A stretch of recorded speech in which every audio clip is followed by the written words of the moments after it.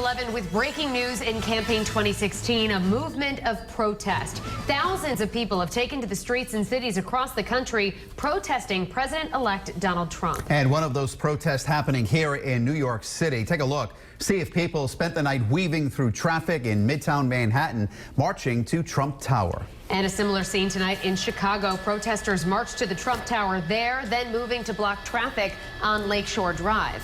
In Boston, police say 10,000 people gathered on Boston Common before marching to the State House, chanting, "He will never be my president." And out west in Seattle, this was the scene just a few hours ago. Thousands of people rallying downtown there as well. And in Providence tonight, protesters gathered at the State House and continue their march to City Hall. Participants gathering in solidarity to express their views on the new president-elect before marching through the streets of Providence. Eyewitness News reporter Caroline Goggin is live in Providence now with more on tonight's event. Caroline? Well, Mike Shannon, it appears that the protest ended exactly where it started at the State House behind me. It started with about 50 people. Then emotions grew, the crowd grew, and then that crowd took to the streets.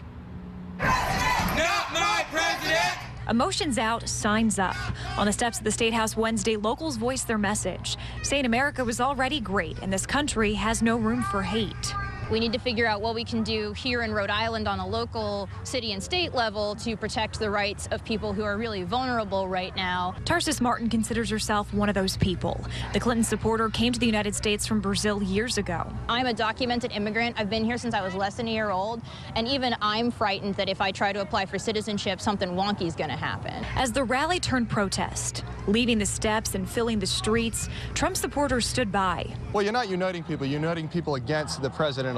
Rob Berillo says people have the right to rally, but it's time to rally around their new leader. He said some outrageous stuff. I hope he tones down on that. He definitely needs to be a little more presidential. But I think that he will, and time will tell, that he will be one of the greatest presidents. Some for Trump, most for Clinton, and one for hope. Even though this is a very, very dark hour in my mind for democracy, there is always hope. The pendulum will only swing so far in one direction before it corrects. And while it seemed the march continued without a clear direction, the message of protesters was heard loud and clear.